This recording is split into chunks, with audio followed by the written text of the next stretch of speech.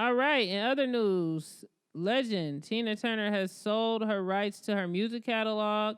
Now, according to sources, it stated that Tina Turner's discography, which includes her records "What's Love Got to Do with It," is now owned by music company BMG. The singer reportedly sold the rights to the media giant, giving them complete control of her name, image, likeness, and shares of her recordings over the last 6 decades.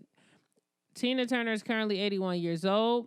And of course, she's worth a lot of money. Now, from what I've seen and what I've read, this deal may have been for $50 million. That's how much her catalog is estimated.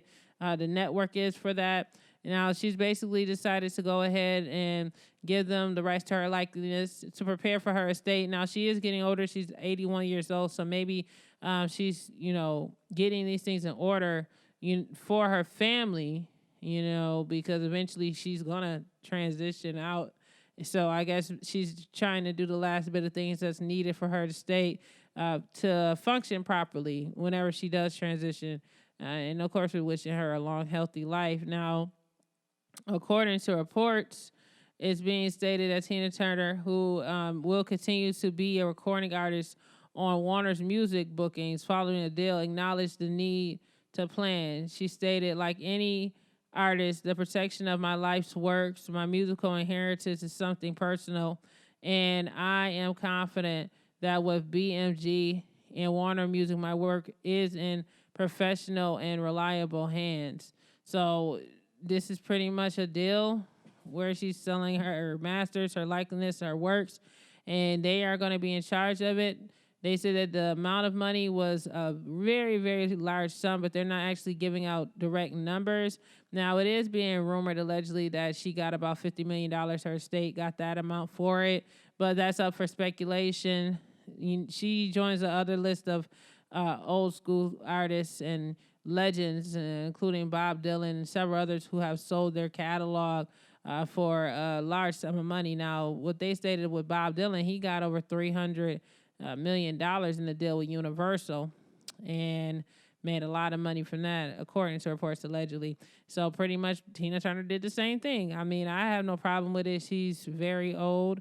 She lived a very, very wonderful life in the music industry, and she's retired. She's been retired for at least, I want to say, almost 20 years now. So I feel like she's just wrapping up things that she needs to wrap up to make sure that her family is good whenever she does transition. And I don't see there's anything wrong with that. I know there was a lot of fans that was kind of like, why would she sell her catalog, this, and this? But when it comes to equity in business, yes, it is important to own your things.